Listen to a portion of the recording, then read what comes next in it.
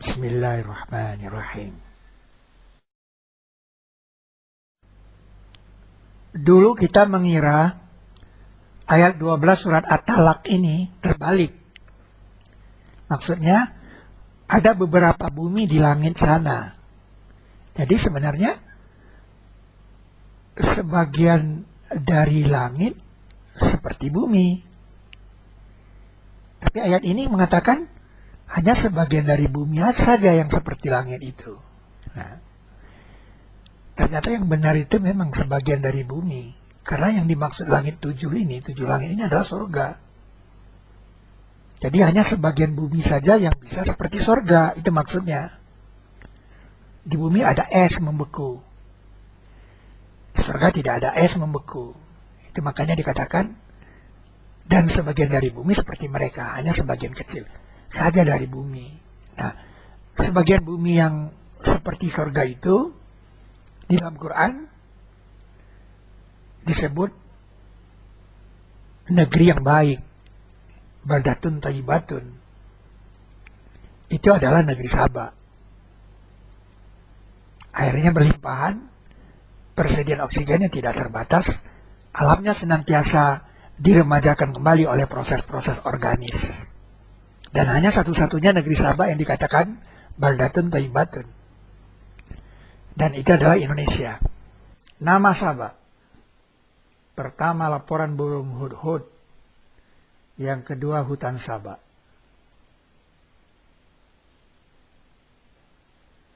Ia berkata, aku meliput apa yang belum kamu liput dia. Dan aku datangkan kepadamu dari Saba kabar yang pasti. Kita perlu memperhatikan tingkah laku burung. Burung sensitif dengan suara. Ketika burung itu terbang di atas suatu negeri, sebenarnya dia tidak tahu nama negeri itu. Jadi kata Saba berhubungan dengan kalimat selanjutnya. Sesungguhnya aku dapati seorang perempuan menguasai mereka.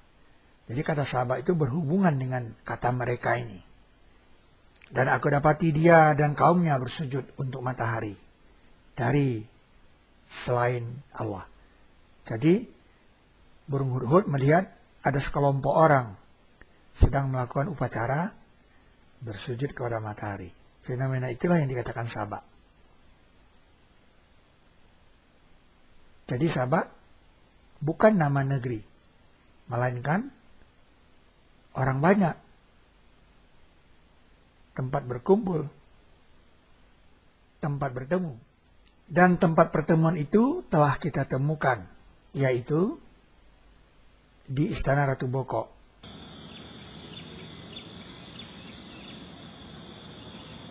Nah saudara, inilah tempat bersujud yang ditemukan oleh burung hudhud. Burung hudhud mengatakan mereka bersujud kepada matahari. Inilah tempat bersujud. Tempat bersujud ini menghadap ke matahari terbit. Matahari terbit dari sana. Dan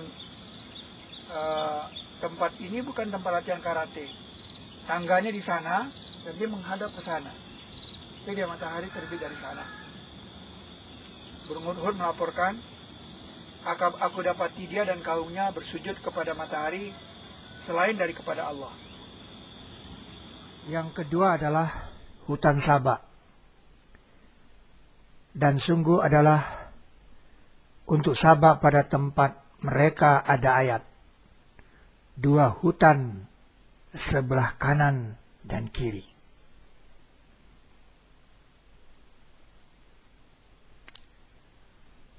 Kalau di dalam Al-Quran dikatakan sebagai ayat, maka ia masih ada. Contohnya kapal Nabi Nuh. Masih ada. Karena dikatakan sebagai ayat. Jadi hutan Saba itu pastilah masih ada. Sebab itu kita tanya kepada orang Jawa, hutan dalam bahasa Jawanya apa? Hutan dalam bahasa Jawanya adalah wana. Dalam kamus Jawa Kawi Indonesia, Dr. Mahasri M. Hum Sabah artinya pertemuan. Jadi hutan Sabah adalah Wana Sabah. Dan itu adalah Wonosobo. Tidak kebetulan kalau di sini ada nama Sleman yang berasal dari Sulaiman. Jadi nama Sabah ada, hutan Sabah ada.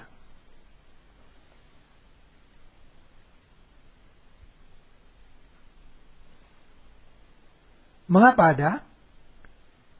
Karena ia dijadikan buah mulut. Maka kami menjadikan mereka buah mulut. Faja'alnahum ahaditha.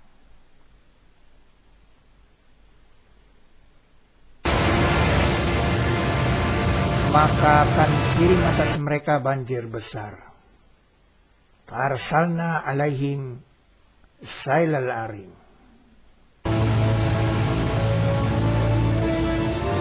Bataskan padanya perjalanan. Laqaddarna fiha sair.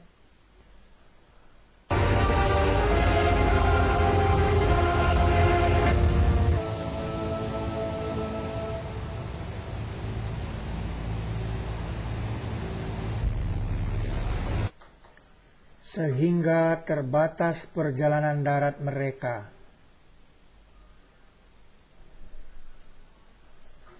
Dan kami hancurkan mereka tiap hancuran. Sekarang mereka terdiri dari 17.000 pulau. 9.000 pulau belum mempunyai nama. Dan kami hancurkan mereka tiap hancuran. Kata tiap hancuran ini, kulla mumazzakin, dikamuskan pada ayat ke-7 surat Saba yang menggambarkan tulang-tulang yang berserakan. Ketika kamu sudah hancur tiap hancuran, sesungguhnya kamu sungguh dalam ciptaan yang baru. Jadi negeri Sabak itu seperti tulang-tulang yang berserakan. Kepalanya di Kalimantan, tulang kakinya di Sumatera, tulang tangannya di Pulau Jawa, dan tulang-tulang yang lain di Sulawesi dan di Irian. Fenomena tulang-tulang yang berserakan seperti ini tidak dimiliki oleh Yaman.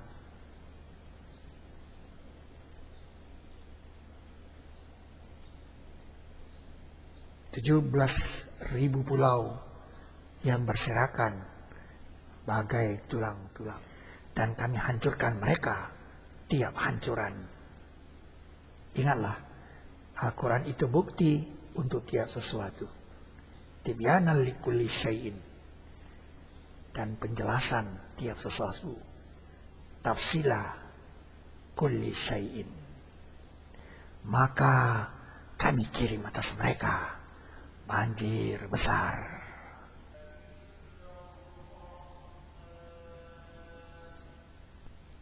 Dan kami tukar bagi mereka dua kebun mereka dengan dua kebun yang keduanya mempunyai rasa buah yang pahit.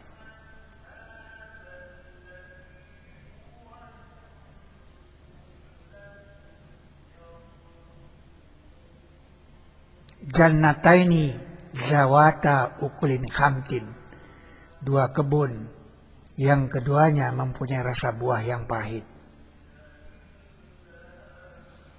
Maka kami menjadikan mereka buah mulut. Maka satu kerajaan yang besar akhirnya menamakan dirinya dengan nama buah itu, yaitu buah maja yang pahit. Sebuah kerajaan besar di Asia Tenggara.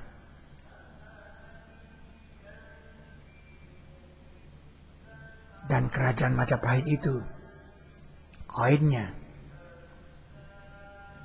bertuliskan 2 kalimat syahadat.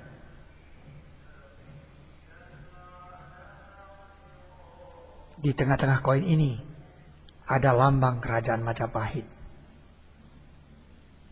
Koin ini sekarang disimpan di Museum Nasional Republik Indonesia dengan nomor inventaris 2117-2771.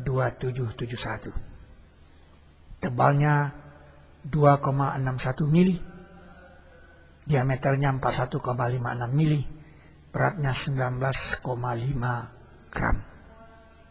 Terbuat dari perunggu.